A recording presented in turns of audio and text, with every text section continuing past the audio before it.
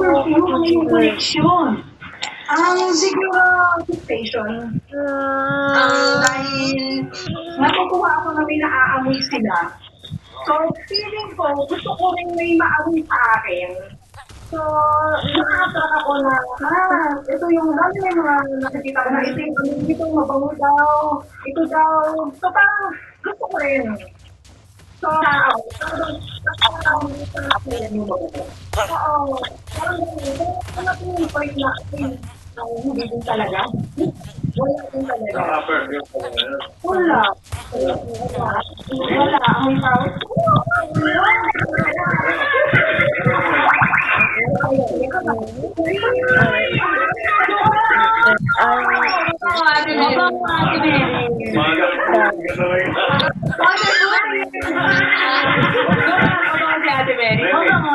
Baka gusto mo yung Hindi po. Nakakasasunan. Kasi parang iba-iba. May time na magkakasama sila, nakakatuwa. Pero, on the long run, parang hindi ko ma-appreciate. Wala ko maamoy. Wala ko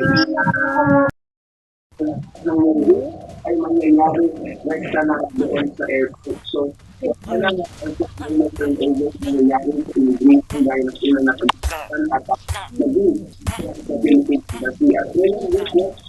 Yan, dito sa Indonesia ay nagkaroon ng pagpupulong itong ilang opisyal ng DOJ, DFT at ng Bureau of Corrections doon mismo sa may Philippine Embassy. So, ngayon nilalatay na lang nila lahat at nakakuha na rin tayo ng informasyon na firmado na ni Mary Jane lahat ng travel document sa balikan sa Pilipinas. ganyan yung sinasabi na nag-iisip pa naman sila ngayon. Pero may nabanggit na ba natin yung proseso ng pag-uwi? Halimbawa, kasi gusto nyo yung pwede mo silang sumalubong sa airport. Yung pinag-umaga ay nagkaroon tayo pinakataon na mag-usap ito ang Director General sa Papa ng Bureau of Corrections at kanyang sinabi malinaw na pagdating sa Pilipinas ay hindi niya maaaring salubungin ng mga panganak ni Mary Jane doon sa Lincoln Airport at diretso na sila doon sa diretso na institution.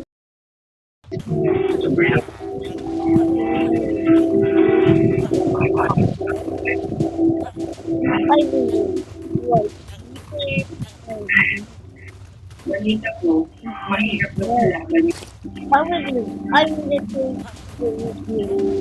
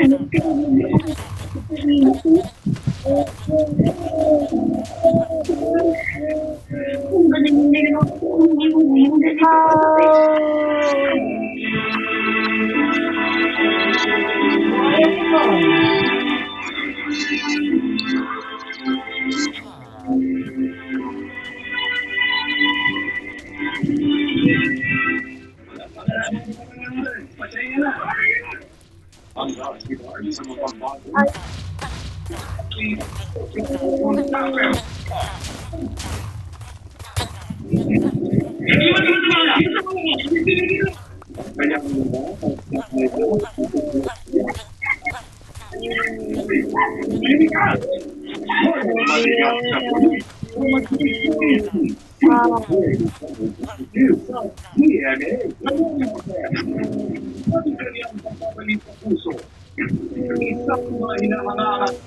Kaya nga, let's forget it.